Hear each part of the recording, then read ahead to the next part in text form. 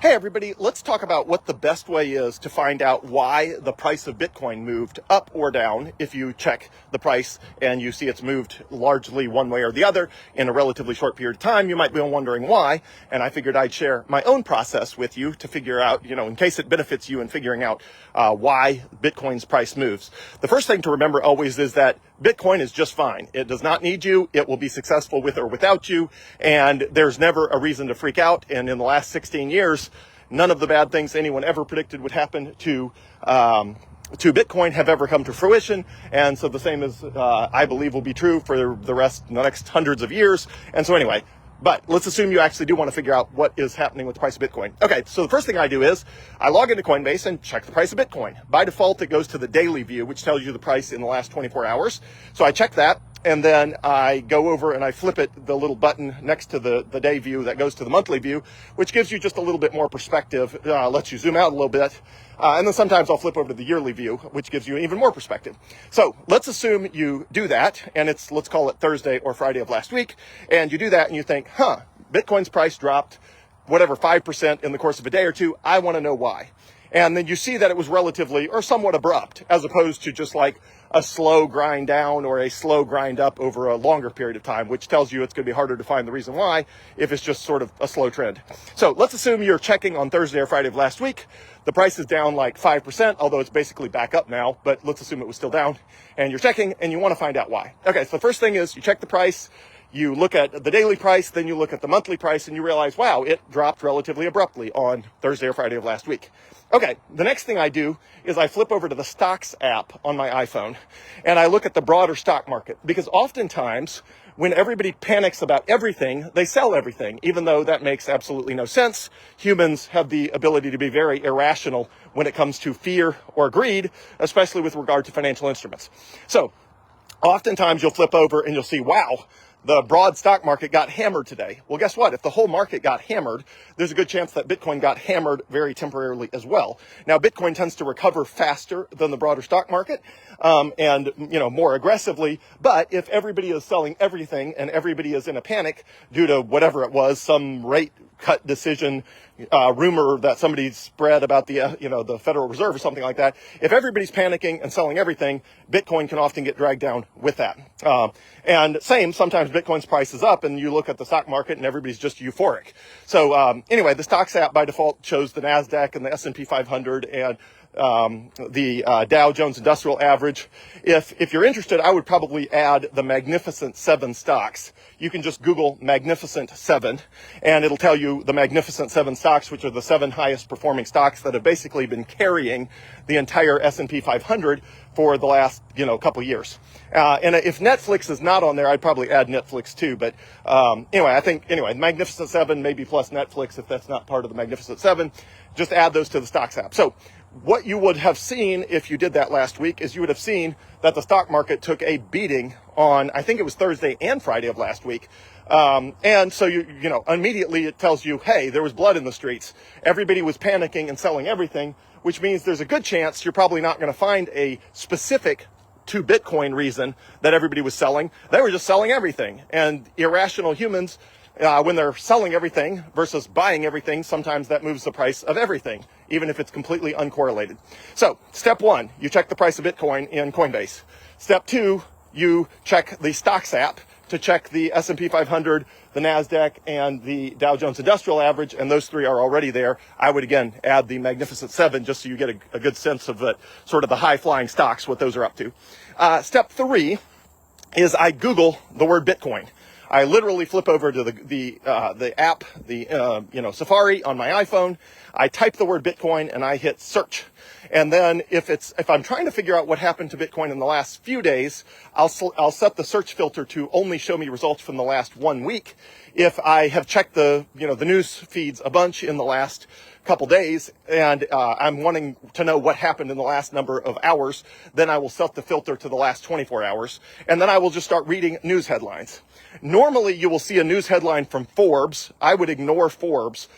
In Forbes, everything is sensational. I mean, everything is an apocalyptic, grand boom, shockwave, tsunami. Their headlines and their reporting is the most ridiculously like bizarre, both good and bad. So every tiny little good thing has bizarre headlines about how good it is, and every little bad thing has bizarre headlines about how bad it is. So you can basically ignore Forbes. Fortune is really good, but Forbes basically sucks. Their reporting is so sensationalistic, it's almost worthless. So you can ignore Forbes. Good reporting on this sort of stuff is typically done by CoinDesk and Cointelegraph. Those are typically the two that do the most sort of fair journalistic reporting is CoinDesk and Cointelegraph. So if there's any sort of news headlines by those two, they'll typically identify what's going on, and you can learn a lot from that. But other than that, I just read the headlines, and then if the headlines are include articles like, why did Bitcoin's price drop 5%? Well, I read the article and try to find out. And anyway, so you can usually find out from the headlines. So I would say on a typical day when the price suddenly moves 3% or 5% or even more, typically I can find out, about half the time I can find out why just by checking the stocks app.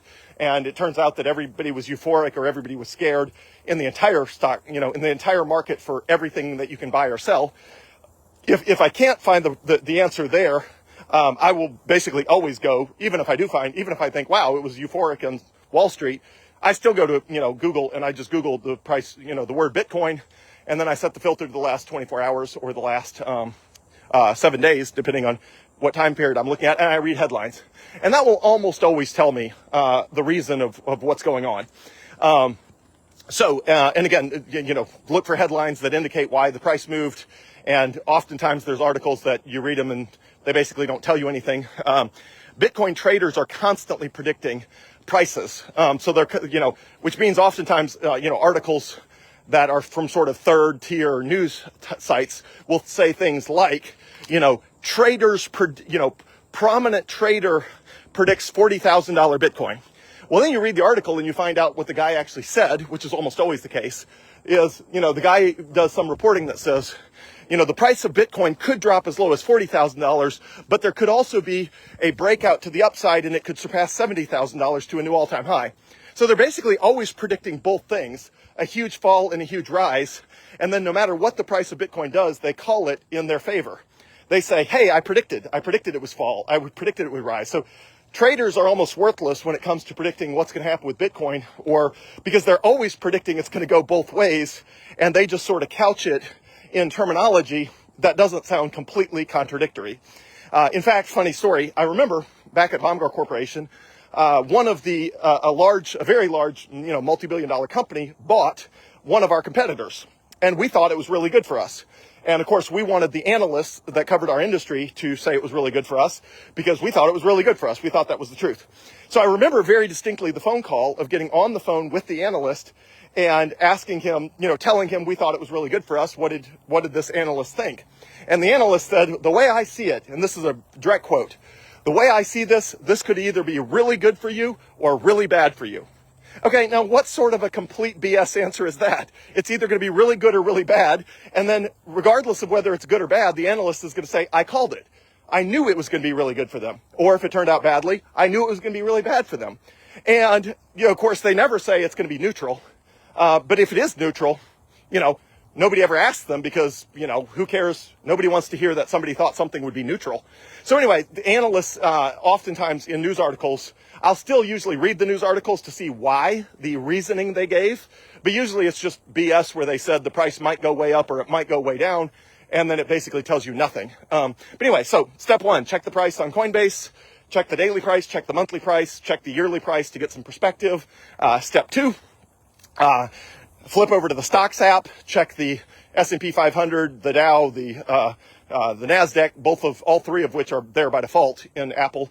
And then I would add the Magnificent Seven stocks plus maybe Netflix. If it's not part of the Magnificent Seven, I can't remember if it is or not. Anyway, then I would flip over to Google. I would Google the price of Bitcoin, or not the price. I would just Google the word, literally Bitcoin. And then I would look at the news headlines and I would restrict the search to either the last 1 day, or if it's been a few days since I've caught up, the last 1 week. And I would just read, the headlines that try to explain the price. Anyway, so that's my process. Now, typically I will also, once I'm done with that process, I'll flip over to X, formerly known as Twitter, and I follow enough people on there that usually very quickly on Twitter, even faster than on Google, I can figure out what the mood is. I mean, because all the sort of major people that are posting, which like Bitcoin Magazine is probably the most, solid thing on Twitter. The Bitcoin Magazine news handle, or the main, I guess, Bitcoin Magazine thing on Twitter is usually really good about just pumping out, legit stuff.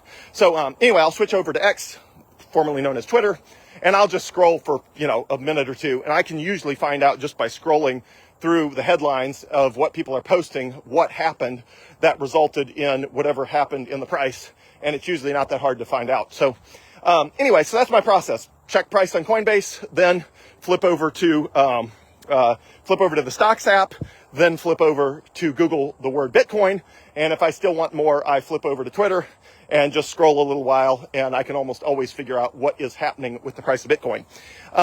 Now, from a more technical level, if you're interested, I'll include a couple bonus things that, you can do if you're sort of a super user and you really want to know. So usually I like to check the mempool, which is super technical. So again, if you're not a super techie person who's super into this sort of stuff, then you can stop listening here, because the rest of the stuff I'm going to talk about is sort of wonky and geeky and sort of not relevant. But anyway, here we go, wonky and geeky. So anyway, I'll flip over to the mempool, which is mempool.space. That's MEMPOOL. Mem as in memory, it stands for memory pool, pool like a thing you swim in. Mempool.space, S-P-A-C-E. So mempool.space shows you a real-time view of the actual Bitcoin blockchain. You can see the blocks being mined. You can see the fee rates for high priority, medium priority, and low priority blocks. So earlier today it was like 24 cents, or usually between like 25 cents and 50 cents to transact on the core Bitcoin blockchain. Obviously, that is not Bitcoin Lightning transactions. Lightning transactions take place above they're a layer 2 on top of the core Bitcoin blockchain.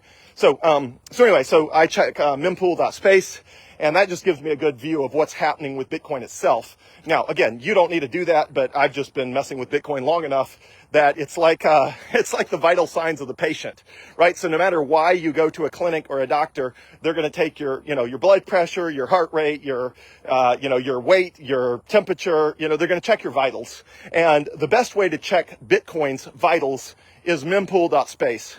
And it just shows you a view of the mempool and of the blocks being mined. And again, that tells you, it shows you the fee rates. It shows you essentially all of the vital signs of the Bitcoin blockchain at that exact moment in time, which again, is helpful if you're somebody like me that you've been following it long enough that you sort of know what you're looking at. And that can tell you sort of is something wonky happening with the Bitcoin blockchain itself, which basically the answer is never, it's never like there's a threat or anything like that. It's just a question of sometimes it's, sometimes you might learn something interesting that's worth, give me 1 second here.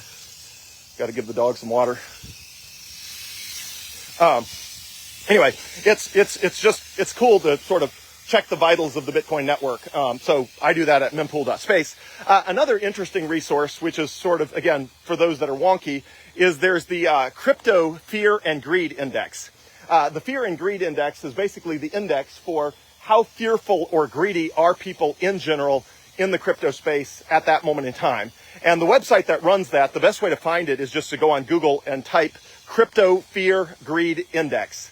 So it's called the Crypto Fear and Greed Index, but it generally is mostly specific to Bitcoin. But anyway, the Crypto Fear and Greed Index tells you what is the mood in the marketplace at that moment in time. Now, in some ways, it's not super helpful, because one of the metrics they have that determines fear versus greed is the price of Bitcoin. So in some ways, it's sort of awkwardly self-referencing, in that if you have a metric that is tracking the price of Bitcoin as one of the inputs to fear and greed, and you want to know why the Bitcoin price is down, and you check the fear and greed index, and it tells you the price is down because fear is, we're in fearful territory. But the fearful territory is partially, I think 25% of the weighting of that is the price of Bitcoin. You end up with some circular region thing. It's like, well, people are fearful, which is why the price is down. But wait, one of the measures of whether people are fearful is the movement of the price. So it's kind of self-referencing, which is not helpful. But it is interesting in that if you're looking at like, is now a good time to buy Bitcoin or not, the Crypto Fear and Greed Index would do a good job of telling you, are you being fearful when others are greedy and greedy when others are fearful, which is the famous Warren Buffett sort of axiom of investing, is you want to be greedy when others are fearful, and you want to be fearful when others are greedy. So, that's when you know you're buying stuff that's on sale. So sometimes I'll go check I virtually always go check the mempool, because again, it's a fun way to check the vitals of the Bitcoin network. And then sometimes I'll go check the Crypto Fear and Greed Index just to see if, the marketplace by their metrics, which includes headlines and a lot of other things, if the marketplace is especially greedy or especially fearful by their metrics, which again are not super scientific or anything, but it is an interesting data point.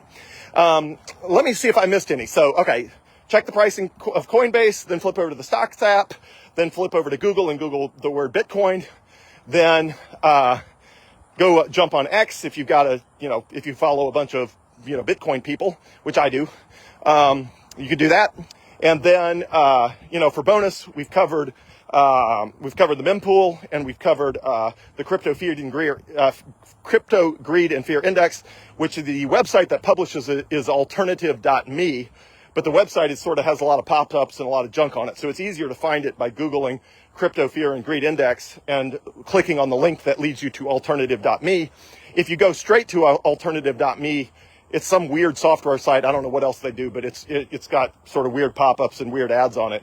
But anyway, if you go to the Crypto Fear and Greed Index, that part of it at least seems to be pretty legit because it gets reported on a fair amount. Let me see if I missed anything. That's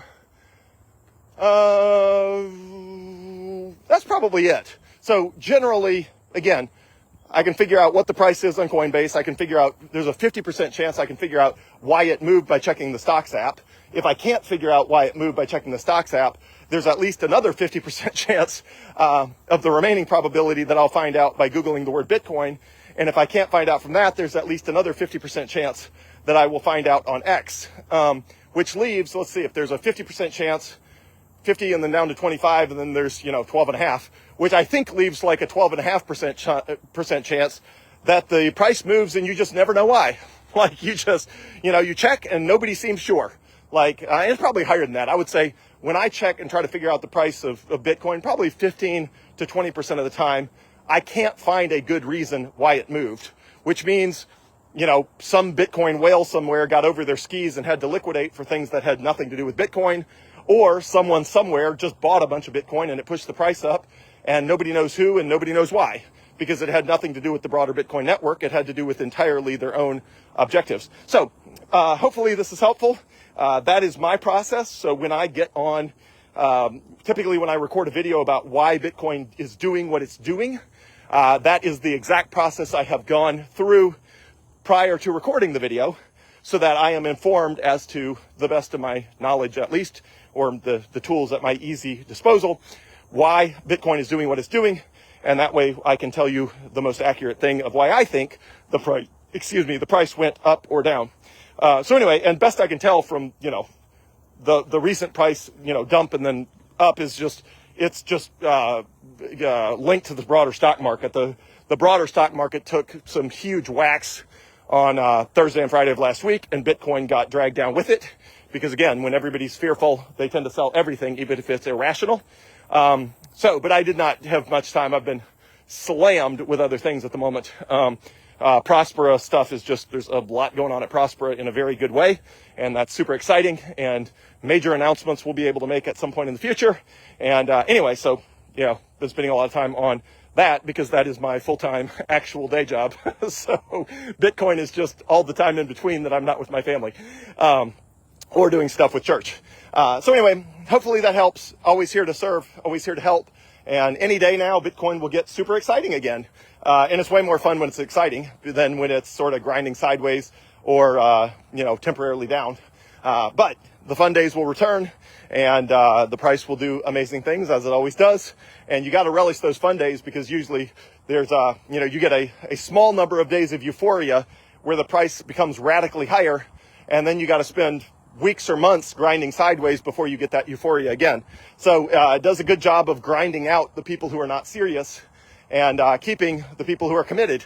And, if you're in Bitcoin, and part of that is the long-term price appreciation, you got to enjoy the periods of euphoria because they tend to be short-lived, but then they result in the price ending up radically higher than today's price. And over time, you do that every few months or so, and you end up with, that's how you get into multi-$100,000 per Bitcoin. So have a great evening. I'm loving the slightly cooler weather as of the last couple days, and always here if you need anything on your Bitcoin journey. Have a wonderful evening. Thanks.